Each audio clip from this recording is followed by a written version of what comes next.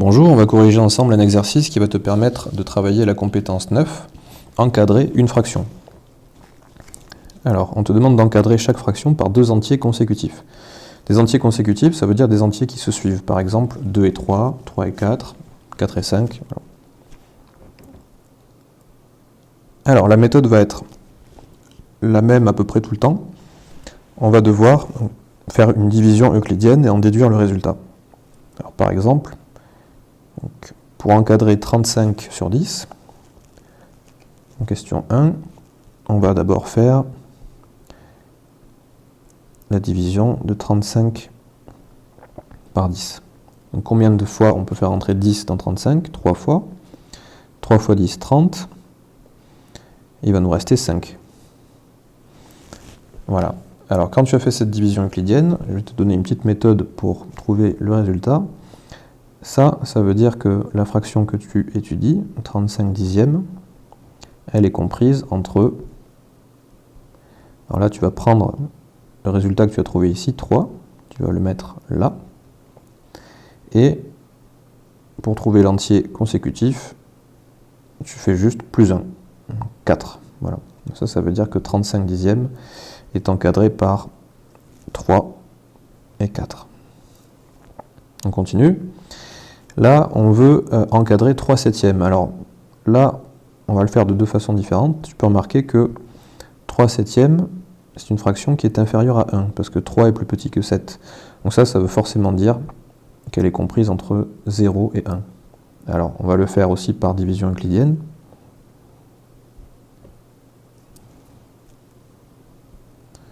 « 3 divisé par 7. Alors, combien de fois on peut faire entrer 3 combien de fois on peut faire entrer 7 dans 3, pardon?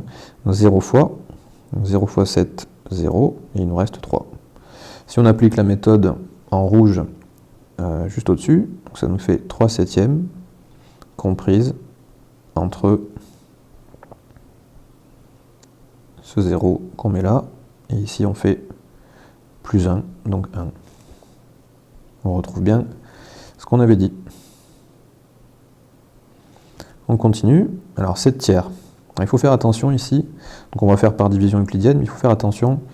Les signes sont dans le sens opposé par rapport à précédemment.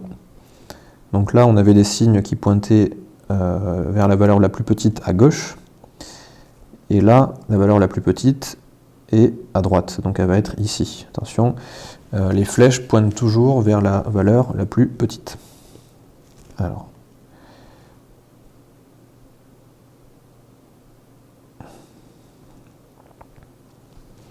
On va continuer.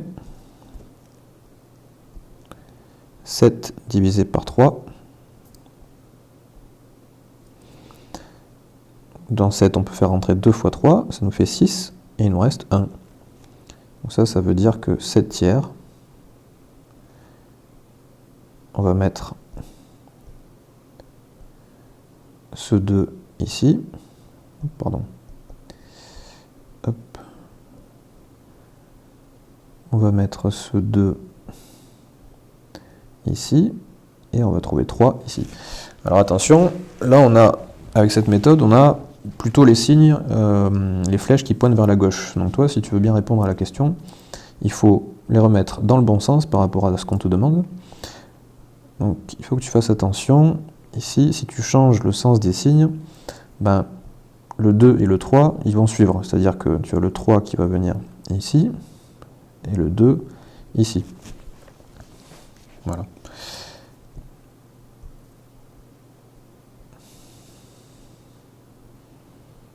Donc ça nous fait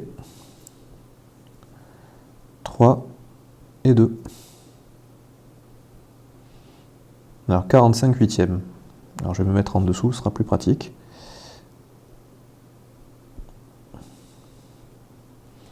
« 45 divisé par 8. Alors, on peut faire entrer 8. Combien de fois dans 45? Alors, 5 fois. 6 fois 8, 48, donc c'est trop. 5 fois 8, ça fait 40, et il nous reste 5.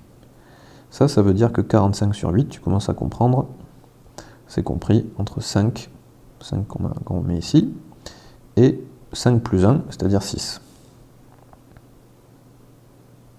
Alors là, tu peux voir que les signes sont aussi inversés par rapport à ce qu'on a trouvé. Donc, il faut faire attention ici.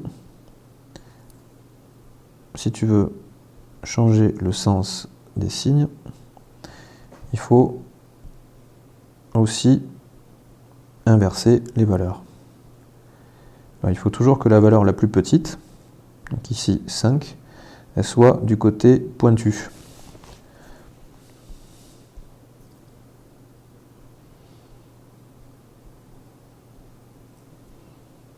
Donc 6 et 5. On continue.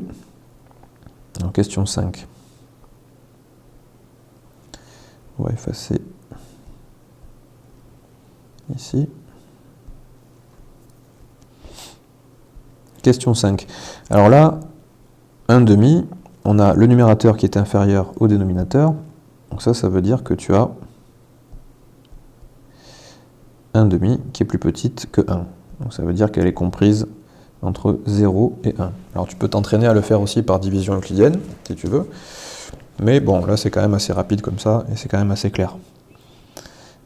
On continue. Question 6, 30 quarts, avec les signes qui sont dans le mauvais sens, entre guillemets. Alors on y va.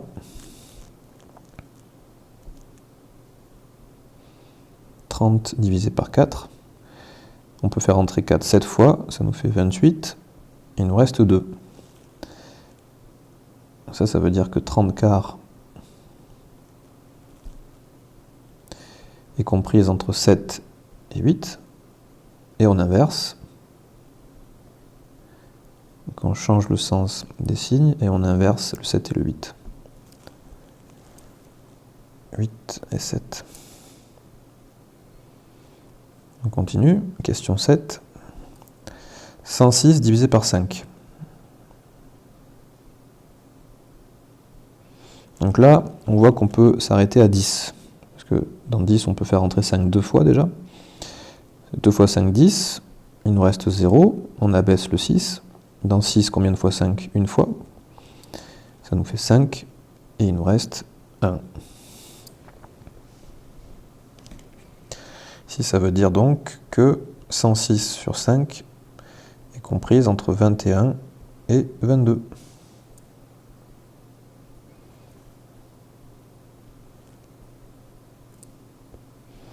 On continue. Question 8. 89 sur 9, avec les signes dans le mauvais sens, entre guillemets.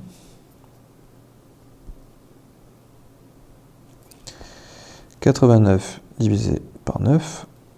On est obligé de prendre le 89 en entier. On peut faire entrer 9 9 fois. 81. 9 fois 9, 81. 89 moins 81, ça nous fait 8. Donc ça veut dire que 89 sur 9 est comprise entre 9 et 10. Alors ça fait longtemps qu'on ne l'a pas réexpliqué. Je te rappelle que le 9 qu'on met là, c'est celui-là. Hein. Voilà, et que ici on fait plus 1. Et en plus, on va inverser le 10 et le 9 parce que tu vois que dans la question, les signes sont dans le sens, dans le mauvais sens, entre guillemets. Donc là, on va avoir 10 et 9.